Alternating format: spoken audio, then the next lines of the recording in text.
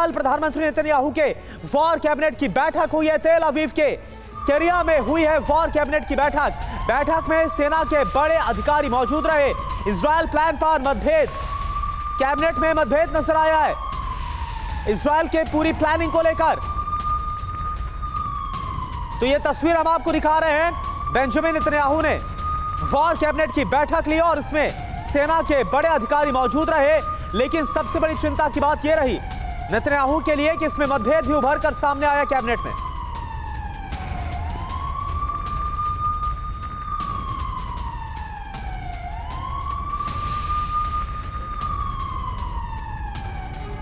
और अपडेट यह कि गाजा में हमास की ओर से संचालित स्वास्थ्य मंत्रालय का दावा है कि गाजा में सिर्फ 9 अस्पतालों में इलाज हो रहा है, वो भी आंशिक रूप से। गाजा में कुल 35 अस्पताल हैं और इनमें से 26 अस्पतालों में इलाज पूरी तरह से ठप हो चुका है। ये जानकारी आपको हम देते हैं। और जबकि बचे हुए जो 9 अस्पताल हैं वो भी अपनी पूरी क्षमता के साथ मरीजों का इलाज करने में असमर्थ हैं। तो देखिए, विश्व स्वास्थ्य संगठन ने अब इसको लेकर चेतावनी भी जारी की है कि गाजा का सबसे बड़ा अस्पताल अल शिफा कब्रिस्तान बन चुका है। यहां पर बड़ी संख्या में लोगों की मौतें हो रही है।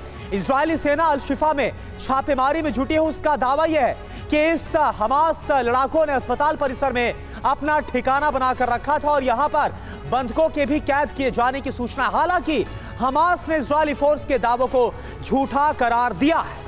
ये बड़ी जानकारी है कि गाजा में इलाज ठप होने से कोहराम मचा हुआ है। अस्पतालों का बेहद बुरा हाल है। एक और बड़ी खबर ये, अल शिफा अस्पताल में सुरंग को हमास ने खारिज किया है। हमास ने इजरायल के दावे को झूठा बताया है। अल शिफा को लेकर इजरायल के दावे मनगढ़ंत हैं। तो ये कहना है हमास का कि अल शिफा अस्पताल के बारे में जो आईडीएफ ने जानकारी दी थी कि इस अस्पताल में भी अपना ठिकाना बना रखा है हमास ने और वहां पर हथियारों की खेप रखी हुई है, इसे लेकर के हमास ने कहा है कि ये दावा बिल्कुल झूठ है, इसमें कोई सच्चाई नहीं है। अल शिफा में कोई सुरंग हमास का नहीं है, ये हमास का कहना है।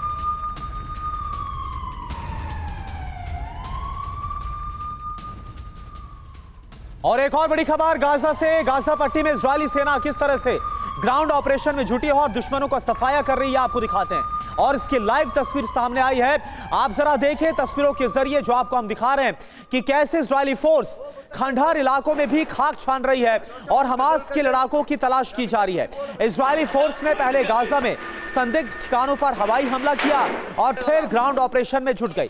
एक एक करके गली और घर की तलाशी ली जा रही है। इस दौरान संदिग्ध इमारतों और सुरंगों को तबाह किया जा रहा है ताकि यह सुनिश्चित किया जाए, इंश्योर हो कि कोई भी हमास का लड़ाका बचे ना।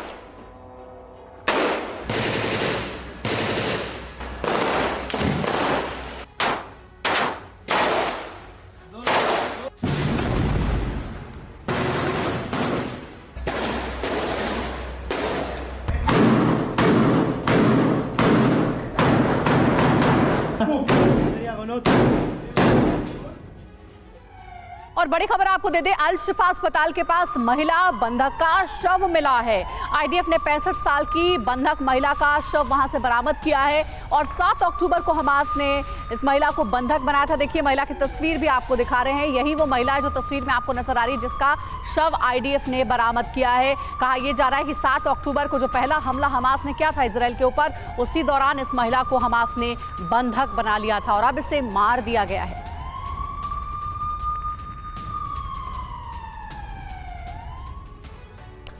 तो इजरायली फोर्स ने हमास के एक और ठिकाने के भंडाफोड़ करने का दावा किया है और उसमें इस बात का दावा किया गया है कि हमास ने बच्चों के रहने वाले स्थानों पर भी अड्डा बना के रखा था।